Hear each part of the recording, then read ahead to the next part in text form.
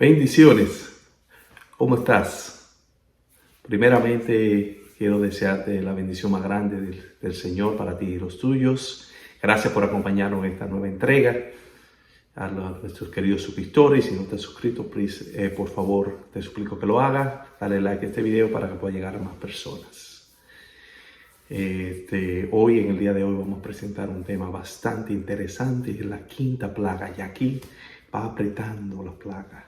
Aquí vemos que hay muchos elementos interesantes, aunque aparentemente no hay mucha cita del Espíritu de Profecía, veremos que ella se refiere bastante sobre esta plaga. Esta plaga se trata sobre las tinieblas. Y vamos a ver algunos elementos que tienen que ver las tinieblas con esta plaga, por qué se muerden de dolor las lenguas. Todos esos elementos los vamos a ver. En resumen, hasta aquí hemos visto las primeras 4 plagas. Dijimos que las plagas del Apocalipsis vienen tras el cierre de la gracia. Ya los ángeles no detienen los vientos. Inmediatamente vienen los ángeles con la copa de la ira, con las plagas. Cada uno viene a pagarle a los impíos conforme a sus hechos. Por otro lado, el pueblo de Dios va a estar protegido de las plagas. De la manera en que Egipto sufrió las plagas será una manera análoga, dice el hermano White. También se refiere sobre la destrucción de Jerusalén cuando se les cerró la gracia.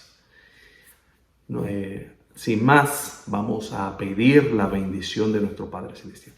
Amado Padre que estás en los cielos, gracias te damos por este privilegio de presentar tu palabra. Por favor, permite que yo pueda ser un instrumento útil en tus manos. Dame la sabiduría para expresar tu mensaje. Que así como este mensaje me impresionó y me nutrió, pueda hacer lo mismo con los queridos oyentes. En el nombre de Jesús. Amén. Vamos a abrir nuestra Biblia de antemano. Recuérdate, lápiz, papel. Hay que tomar nota porque es mejor tinta prodigiosa que tinta borrosa que mente prodigiosa.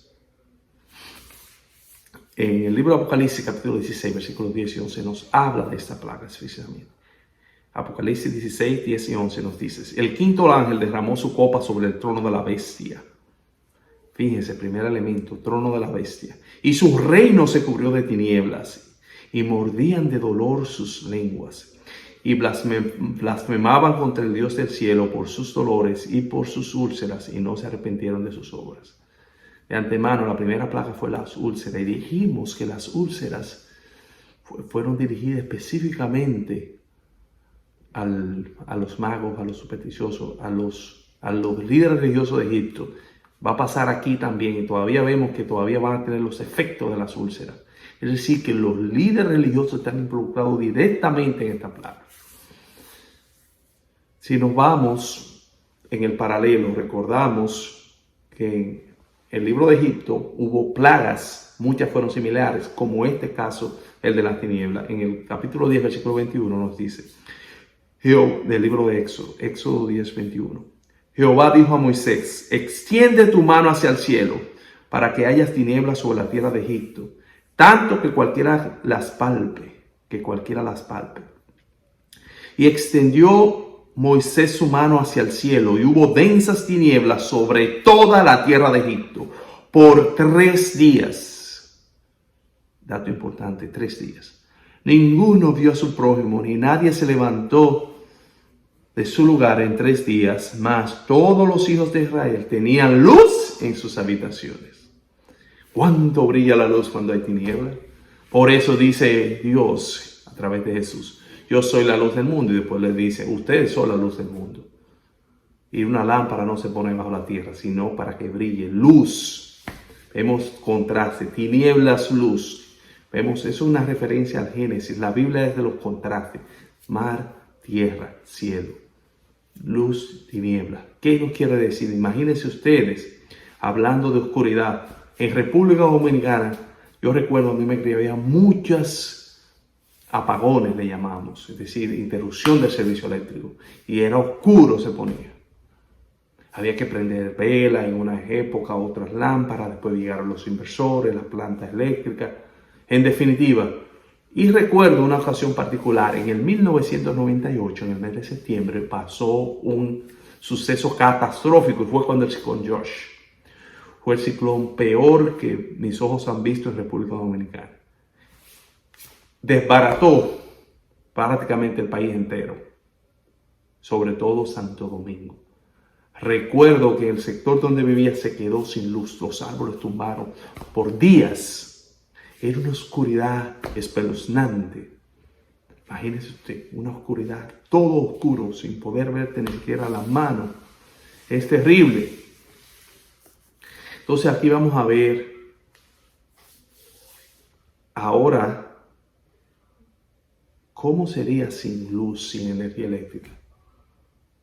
¿Cómo nos haríamos sin paneles solares, donde no haya forma de iluminar?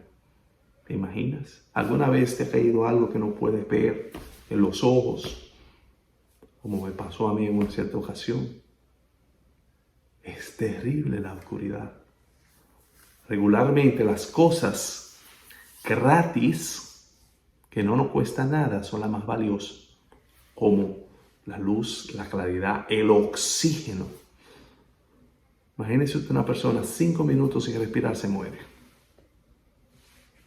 Entonces hablamos el primer énfasis vamos a hablar sobre el 3, el número 3. Dice 3 días. El número 3 en la Biblia es sinónimo de ¿qué? De prueba, tribulación.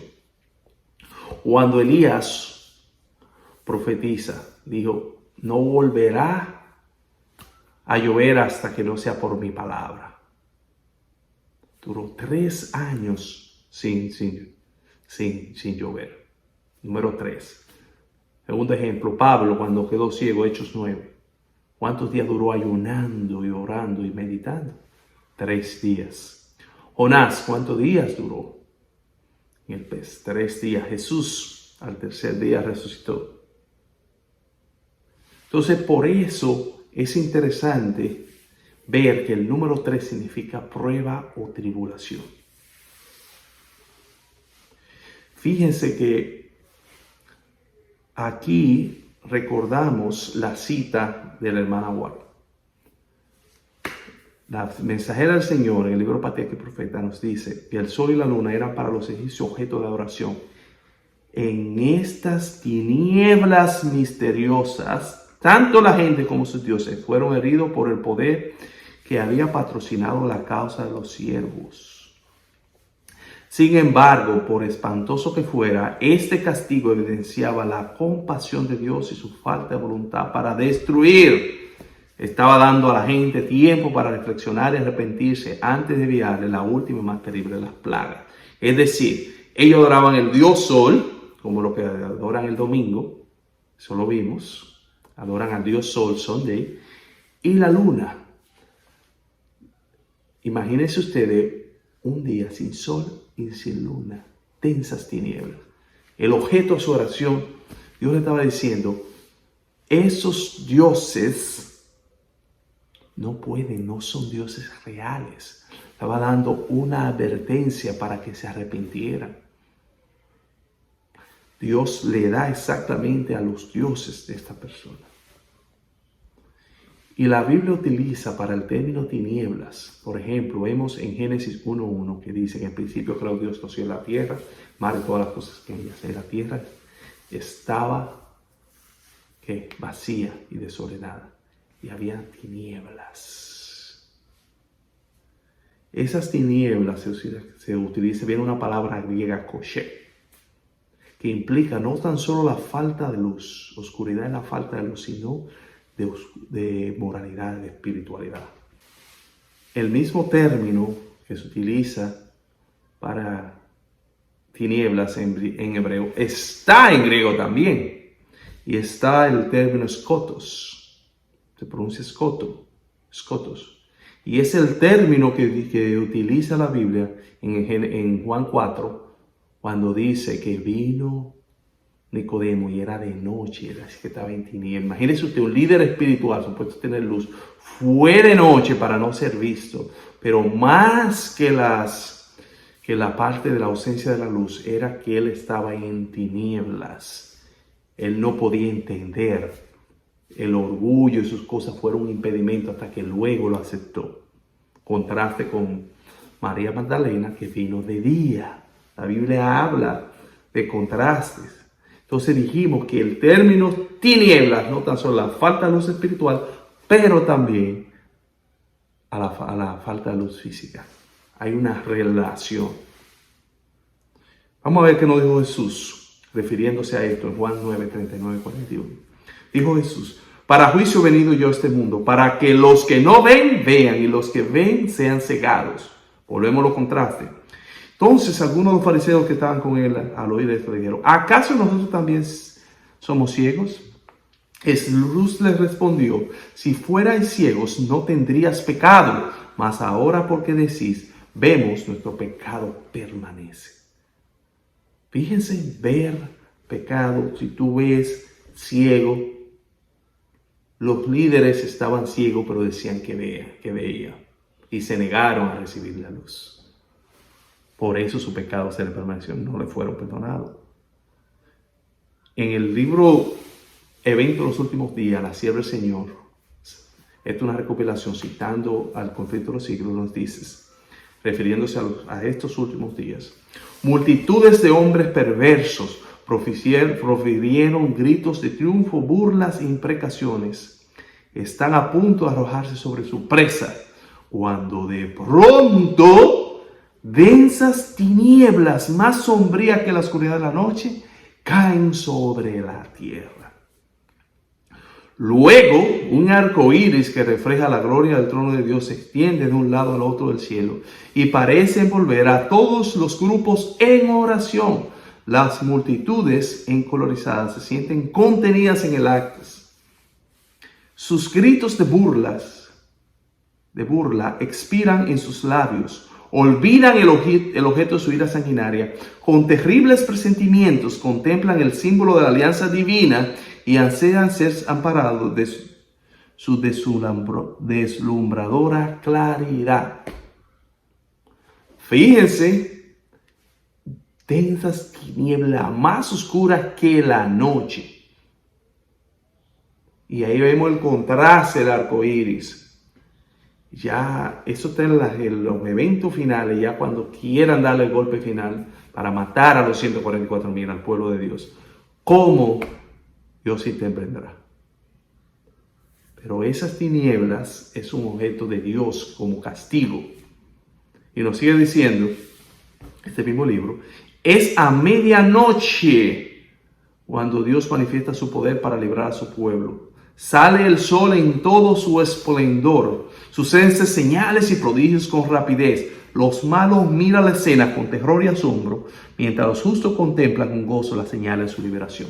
A medianoche, en lo más oscuro, imagínense ustedes a medianoche saliendo el sol. Es increíble.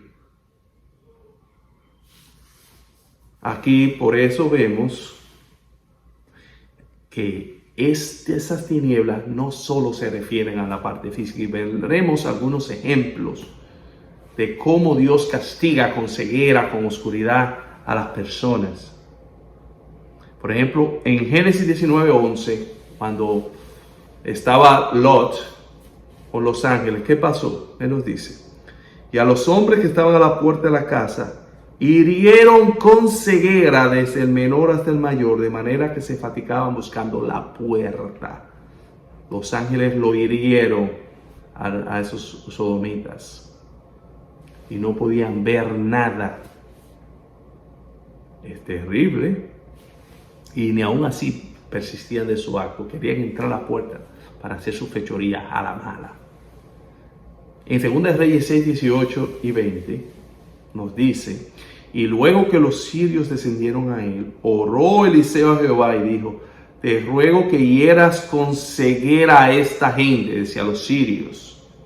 Y los hirió con ceguera conforme a la petición de Eliseo. Y cuando llegaron a Samaria, dijo Eliseo: Jehová, abre los ojos de estos para que vean.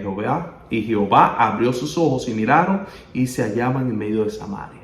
Vemos como Dios hiere con ceguera y Dios abre los ojos. Al siervo Gehazi también le dijo: Señor, te ruego que abra los ojos de Gehazi para que vea. Es decir, la ceguera es un castigo para las personas que son enemigos de Dios, que rechazan la verdad.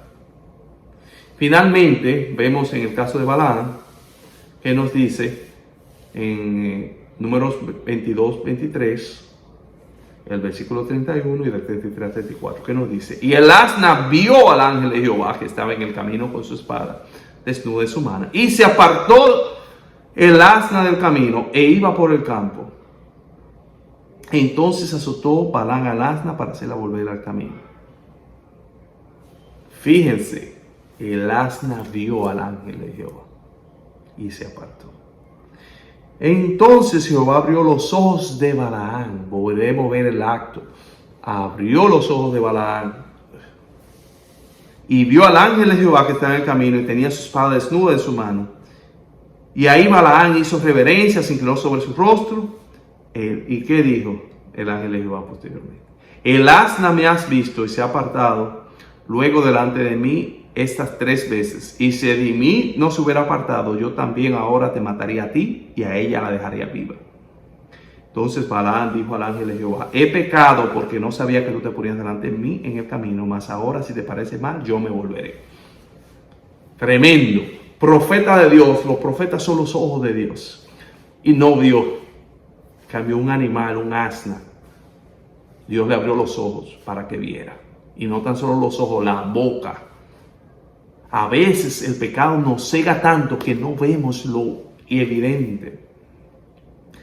Eso es terrible. El profeta de Balaam, que fue un profeta de Dios, aunque después apostató, él no pudo ver el ángel de Jehová. ¿Por qué? Porque su obstinación. Dios le dijo que no fuera con esa gente y él quiso seguir buscando pretexto por la avaricia. ¿Cuántos en el día de hoy buscamos pretexto por la avaricia para trabajar en sábado, para hacer cosas que evidentemente no debemos hacer? Y tratamos de buscar todas las justificaciones. Así no. Cuando nos negamos a obedecer la verdad, se nos va oscureciendo el entendimiento. Pero también en el texto de Génesis, de Apocalipsis 16, con respecto a la quinta plaga, nos habla del trono de la bestia. La Biblia muchas veces se refiere al trono de Dios, pero aquí se refiere específicamente al trono de la bestia. Recordamos que Dios hace algo y el diablo siempre quiere siempre imitar. Entonces, la bestia, fíjese, Apocalipsis habla de la bestia. Pero ¿cuál bestia? Si Apocalipsis habla de muchísimas bestias. Habla sobre una bestia terrible, espantosa, pero cuando habla de la bestia se refiere a Apocalipsis 13. Habían 2 bestias. Primero la bestia terrible, espantosa, y después la bestia, esa era la bestia que sube del mar y la bestia que sube a la tierra. Fíjense que la bestia de la sube a la tierra dice que hizo una imagen para que adorara a la bestia. La bestia se refiere a esa. ¿Y qué es? Todo protestante sabe que la bestia es el papado. Todo protestante lo sabe. Cuando yo entré a la iglesia en 1998, eso era pan comido. Pero venía un descenso, ya eso no se dice, porque eso ofende, eso divide. Cuerno pequeño, el anticristo, como dicen ellos, el vicario de Cristo, el papado. Digo el papado, el sistema papal. No estoy hablando de los católicos.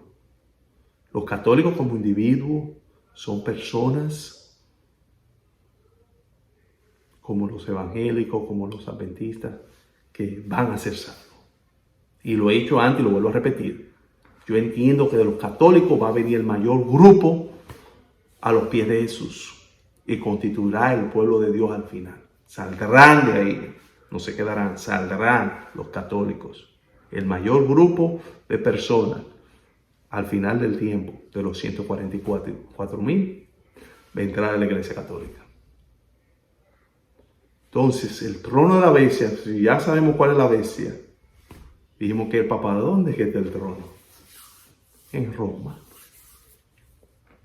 Entonces, ahí vemos y cómo la Biblia se va explicando poquito a poquito. Yo predico un tema sobre eso, sobre Apocalipsis 3 y las dos bestias. Lo puede ver para que así puedas entender mejor la base bíblica. Pero nos sigue diciendo que utilizaban blasfemia. Nos sigue diciendo que blasfemaron con sus lenguas de dolor. Te pregunto, tinieblas, tú tienes tinieblas, pero eso no duele. Tú simplemente no ves, si se refiere a tinieblas físicas. Tú no ves, no hay dolor ahí, pero hay una parte emocional. Entonces es la parte espiritual. Esa agonía mental, eso no tiene precio. Hay personas cuando están pasando esos momentos, es mejor que hasta pierdan un pedazo de su cuerpo y no esa agonía mental. Esa agonía mental lo lleva hasta suicidarse a las personas. Esa agonía fue que hizo que Jesús botara gotas de sangre. Como dice el libro de Lucas y nos dice el hermano White. Entonces, blasfemia. Blasfemaron a Dios porque ellos sabían que venía de Dios. Con sus lenguas blasfemaron. ¿Por qué? Porque al ver la oscuridad, no se refiere a la oscuridad física, sino a la oscuridad espiritual en donde ellos estuvieron, quisieron morir antes y blasfemar. ¿Qué es blasfemar? Es tomar el lugar de Dios. El Papa no es el más blasfemo que hay, es el más blasfemo. Cuando dice que es el Dios, es como el Dios, es el Dios aquí en la tierra, el representante de Dios aquí en la tierra. El vicario de Cristo, el representante de Cristo. ¿Qué nos dice la sierva del Señor con respecto a esto? Primero es escrito. La ira de Dios se había derramado sobre los habitantes de la tierra mediante las 7 postreras plagas que le habían hecho morderse la lengua de dolor y maldecir a Dios. Los falsos profetas habían sido el objeto especial de la ira de Jehová. Aún estando en pie, se habían consumido sus ojos en sus órbitas y su lengua en su boca. Terrible. Después de ser librados los santos por la voz de Dios, los impíos se volvieron unos contra otros. La tierra parecía inundada de sangre y cubierta de cadáveres desde uno hasta otro con fin. Fíjense que los líderes religiosos especialmente tendrán mayor castigos. Y cuando dice líder religioso no estoy hablando de ninguna religión en particular, porque hay de todas. Por cierto, hay un pastor, Miguel Ángel Ortiz, peruano, este pastor pentecostal que le tenemos un respeto tremendo, porque él predica la verdad presente como muchos de la verdad presente, muchos adventistas no se atreven. Y vamos a hacerle un video especial. En una le preguntaron, ¿por qué tú no te vuelves adventista? Pero yo no quiero tener miedo y no poder hablar como ellos con una controladera. Mira la vida imposible que le ha hecho a Esteban Bor. Todas esas iglesias apóstatas, con todas sus herejías. ¿A qué causa división? Claro, igual que Elías causaba división. Pregúntele acá. ¿Por qué causaba división? Porque decía las cosas como son. Y se apegaba a la Biblia.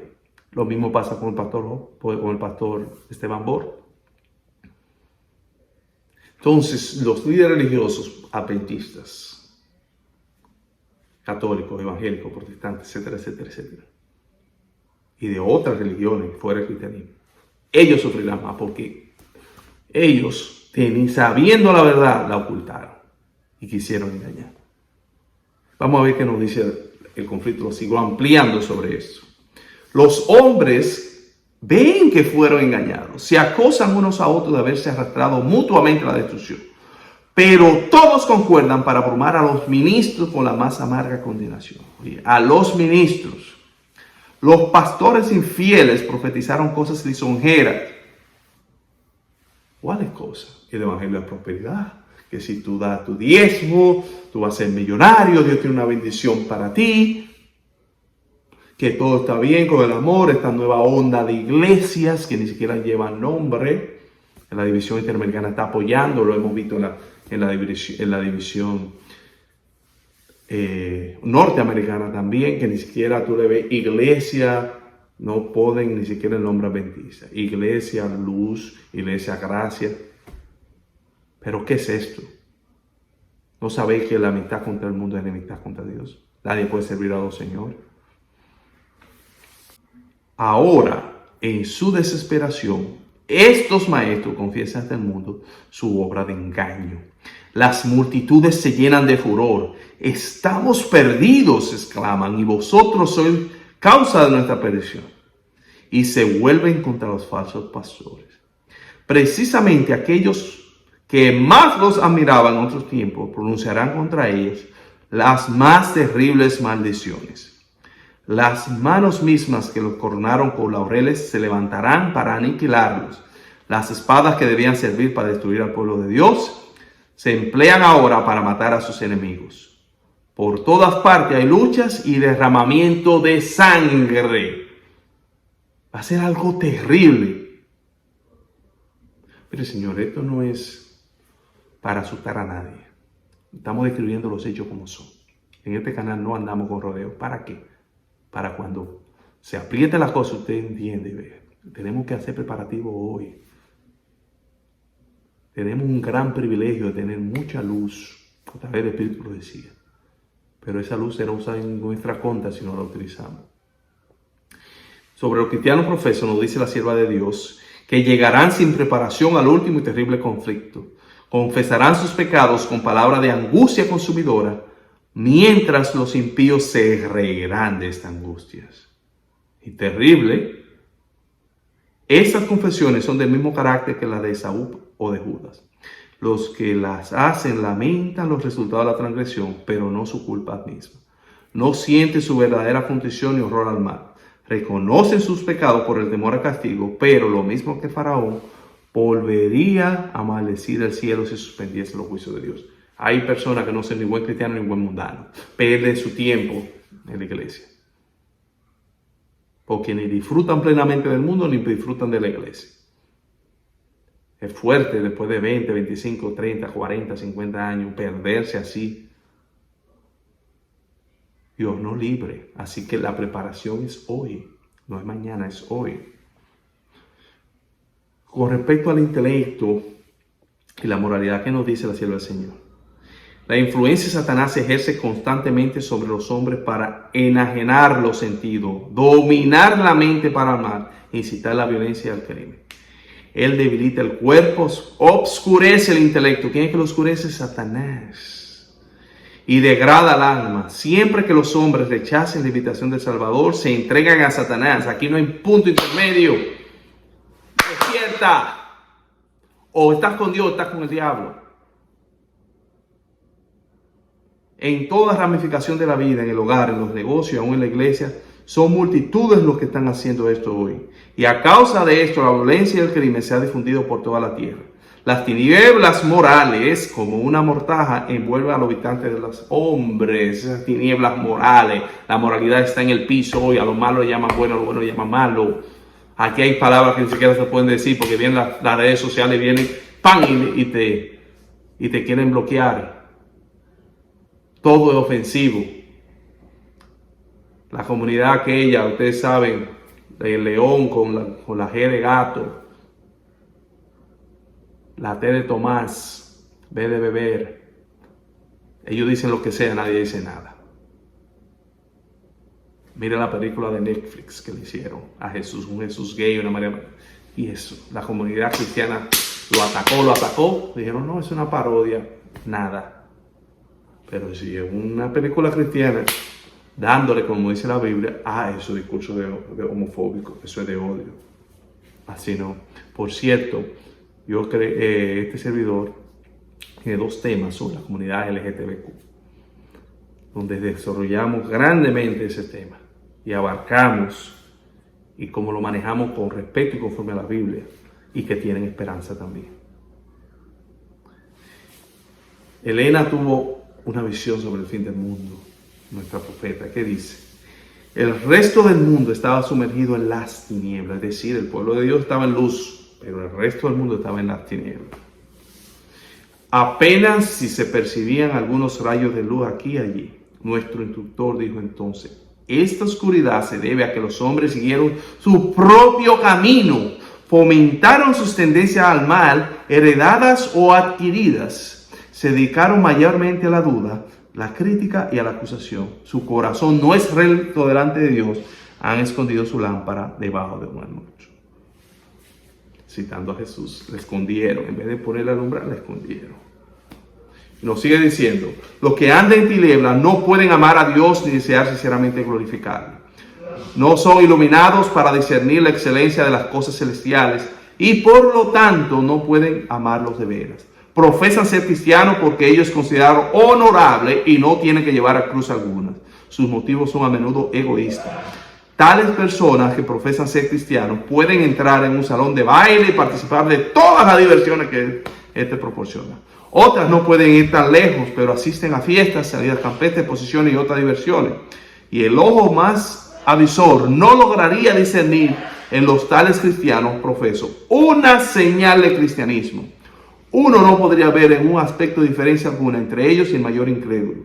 El cristiano profeso, el disoluto, el que se burla abiertamente de la religión y el que es francamente profano, todos se mezclan como un solo cuerpo y Dios lo considera uno en espíritu y en práctica. Entonces vemos, esas tinieblas no pueden amar a Dios. Hemos concluido aquí con este estudio.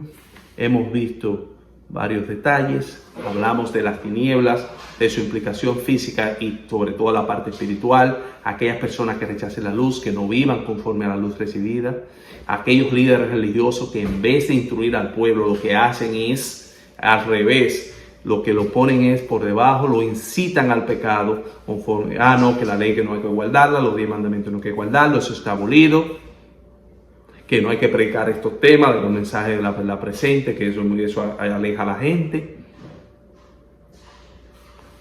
O sea, esperemos que el pueblo de Dios estará ahí en esas plagas, pero tendrá la luz, porque Dios, el Espíritu Santo, estará en medio de ellos con la luz. Vemos cómo esos líderes religiosos volverán su lengua de dolor, todo lo que sufrirán. Así que es tu decisión hoy. ¿A quién decides seguir? ¿A Dios o al enemigo? ¿O a las tendencias, a los placeres de este mundo? Nosotros en el nombre del Señor te pedimos, piensa y medita en estas palabras, porque nosotros queremos que la mayor cantidad de personas puedan prepararse. Si Dios escribió este asunto de la plaga, no es simplemente para que nosotros lo veamos y quizás nos asustemos. ¡Ay, terrible! Como predican algunos predicadores evangélicos o protestantes. Arrepiéntate para que no te caigan en el infierno. No es eso. Son mensajes como lo dice la Biblia. Ciertamente hay un cielo que ganar y un infierno que perder, pero nuestro motivo no debe ser el miedo. Estas cosas es para una advertencia, para que entendamos qué es lo que va a pasar, porque no hará Dios nada sin que se lo revele a sus hijos los profetas. Así que hemos concluido por el día de hoy. Esperamos que podamos vivir conforme a la luz recibida y nos veremos en la próxima entrega con la sexta plaga. Es una de las plagas más interesantes. Hermano Rubiro ya tocó algunos aspectos sobre la Trinidad satánica, excelente, pero hay otros aspectos sobre el río de Éufrates, los que vienen del oriente, lo vamos a desglosar bastante bien. Así que si no te has suscrito, suscríbete, dale like y terminamos con una oración. Amado Dios, gracias por darnos tu mensaje, por darnos la Biblia, por darnos luz, oh Dios, en medio de las tinieblas. Ayúdanos a hacer luz, a vivir conforme a la luz y prepararnos y ayudar a otros a prepararse. Mi Dios, te pido que cada quien haga su trabajo, especialmente a los líderes religiosos, Dios, aquellos que tú le has confiado una responsabilidad, que puedan ser fieles como la brújula al polo, Dios. Tú necesitas hombres que no se vendan ni se duermen, ni se compren. Mi Dios, hombres que independientemente del sistema en que estén o de la presión que tengan, llamen al mal por su nombre, Dios. Queremos estar contigo, queremos venir. Gracias porque tú nos has hecho saber, oh Dios, lo que va a pasar. En el nombre de Jesús, amén. Bendiciones.